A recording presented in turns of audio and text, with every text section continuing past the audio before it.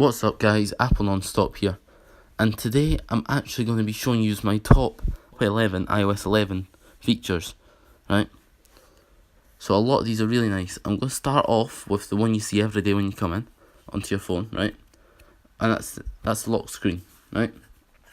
So it's a completely redesigned lock screen, so you can no longer swipe down from the top to get your notification center, because your lock screen is now your notification center. So when you're on the notifications, when you're on your home screen, right, if you swipe up from the top, right, it reveals all of your notifications, right, from earlier on in the day, right, and the newest ones will obviously be on the lock screen anyway. You can still swipe from the side, but when you do unlock your phone, right, your lock screen does go up to the top, because your lock screen, even when you're on your home screen, your lock screen is now your notification center, right? Which makes it much nicer, and you can still access camera and all that. The control center is much nicer now, and now you can 3D touch, right, on all of these toggles here, right? You can get the volume, anything like that, right? So it's like, there's a bunch of new stuff to do, but not only is that, but it's now customizable. So if I go into settings, right, and then control center, you'll see a bunch of these toggles. I can now add in any of these that I want, and they will all appear in my control center, right?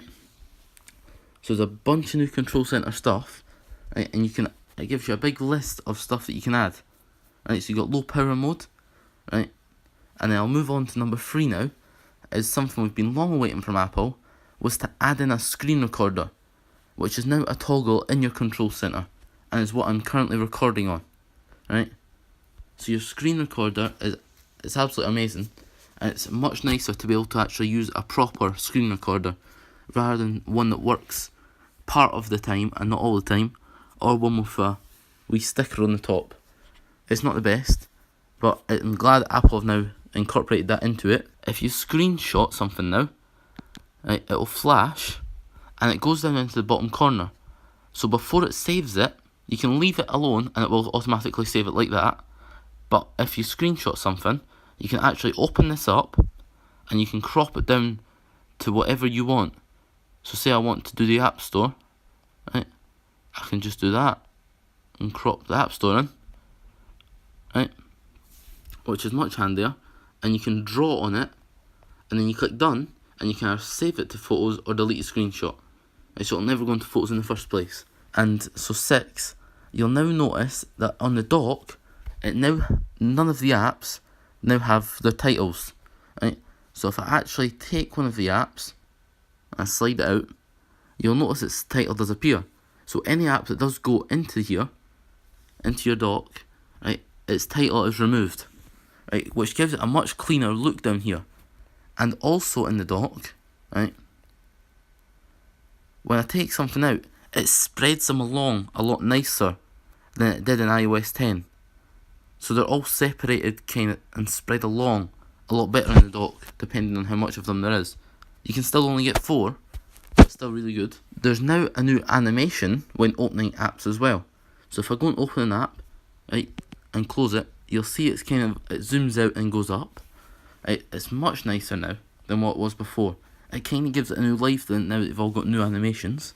Right, another new feature iOS 11 added, right, and for me is a really good one. So if you have AirPods, right, and you connect them, if I went into my Bluetooth, I've got my AirPods that are connected, and I click on them, you'll see that we've got double tap on AirPods, right? You've got your left AirPod and your right AirPod. They can now both do separate things. So if I was to have both of them in, right, my left AirPod now plays and pauses the music, whereas you can now click onto your next track without having to open up your phone, right, which I've set my right one to. So I've set it to click, when I double tap on it, it will change to my next track. But I could do previous track, turn them off, I could do Siri. So it's giving a much more optional range when using your AirPods. And now, if you've ever wanted to move more than one app at a time, it was obviously really annoying before, but now what you can do is you can now move more than one app at a time, right? So if you hold down on an app, right, and when it gets into wiggle mode, right, and you tap on a bunch of other apps, right, and it'll add them all on, right, so you just keep on tapping on any app you want, right, and then you can drag them along and add them down, right, so it allows you to move more than one app at a time, which can come in a lot handier if you're trying to move pages worth of apps at once. You've now got a new volume HUD in the notification center and your lock screen. So if I play a song, right, this is now what it looks like on your lock screen. So you can now get notifications as well as your wee volume HUD kind of thing for your music. So it's not taking up the whole lock screen. And the next one is if you actually go into your calculator, right, you'll notice it has a new layout, and it's a lot cleaner and nicer from iOS 10s and 9s because they've not really updated it a lot, right, but it's a lot nicer now. And the next one would be the App Store, right. The App Store has a completely new design.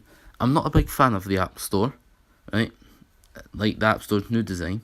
I really like the old one because you could find everything really easily, right, whereas now there's just a bunch of big boxes. It's hard to find actually what you want to do.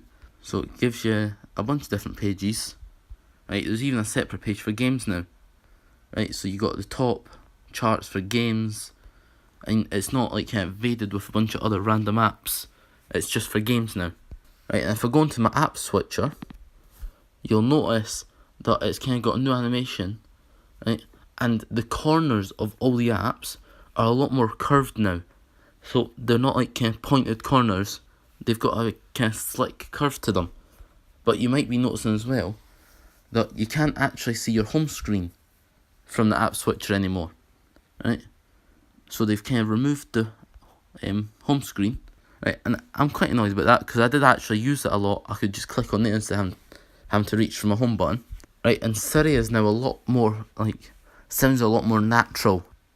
See, you'll notice she sounds a lot more natural now, right? And not as kind of bumpy as she was before.